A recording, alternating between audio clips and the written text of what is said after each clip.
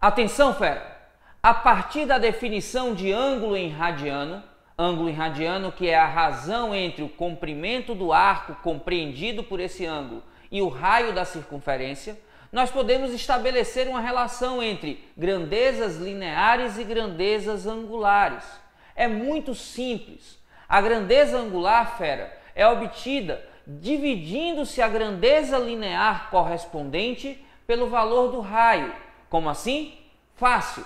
Φ, por exemplo, é a letra que a gente usa para simbolizar a posição angular. Como é que a gente consegue essa posição angular? Basta dividir a posição S pelo raio.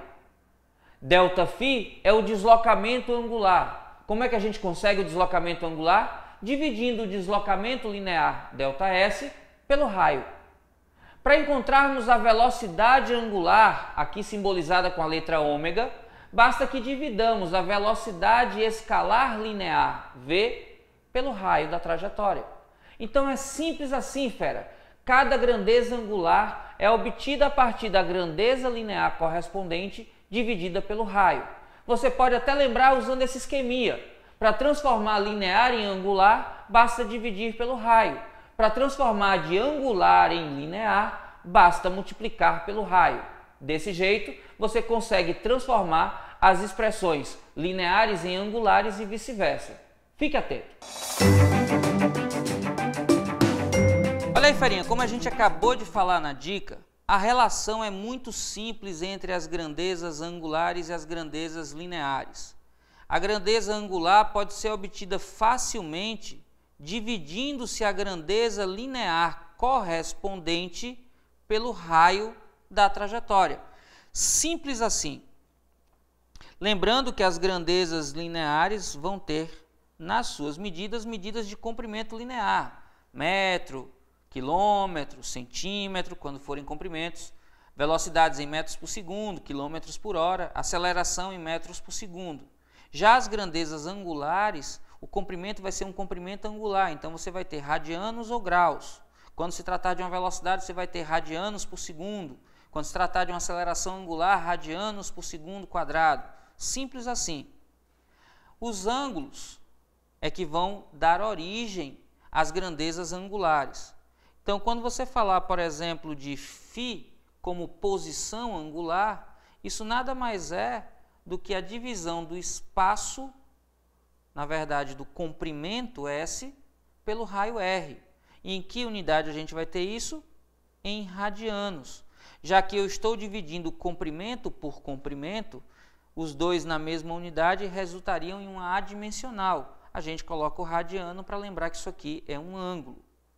Lembra quando a gente está falando de velocidade? A velocidade angular é a velocidade linear dividida pelo raio. Qual a unidade? Unidade de comprimento, que aqui é comprimento angular, por unidade de tempo. Então, a gente tem aqui radianos por segundo. Se a questão quiser, por exemplo, de você uma aceleração angular, vamos colocar aqui a letra γ para representá-la.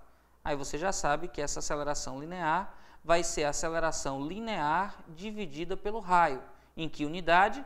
Unidade de comprimento dividido pelo quadrado do tempo. Quadrado da unidade do tempo na unidade. Exemplo disso você pode fazer vários. Só lembre de uma coisa.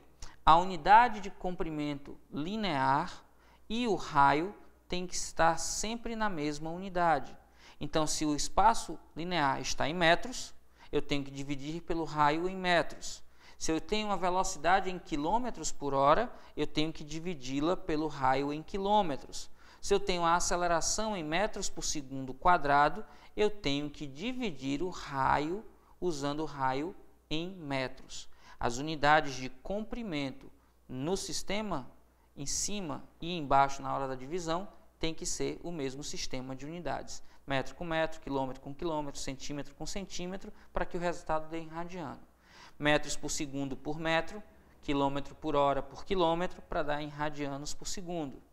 Metros por segundo ao quadrado por metro, para poder dar em radianos por segundo ao quadrado. Simples assim, fera, basta que você se acostume e se familiarize. Uma outra forma de enxergar isso aqui também é o seguinte: se você tiver a grandeza linear e quiser encontrar a grandeza angular correspondente, o que é que você tem que fazer? Dividir pelo raio. Então, para que a linear se transforme em angular, eu divido. E para transformar da angular na linear? Basta só multiplicar. A linear dividida pelo raio transforma-se em angular. E a angular multiplicada pelo raio transforma-se em linear.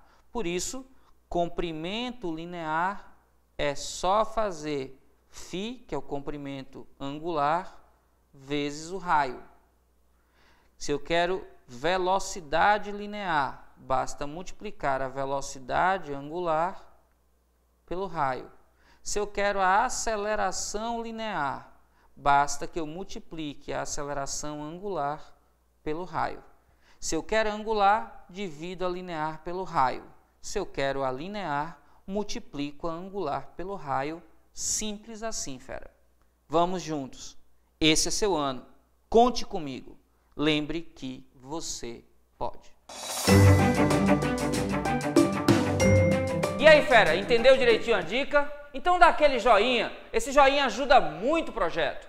Se você não está inscrito ainda, se você não está inscrita, é rapidinho, ó, dá um clique aqui. Com isso você fica sabendo sempre que um novo vídeo for postado.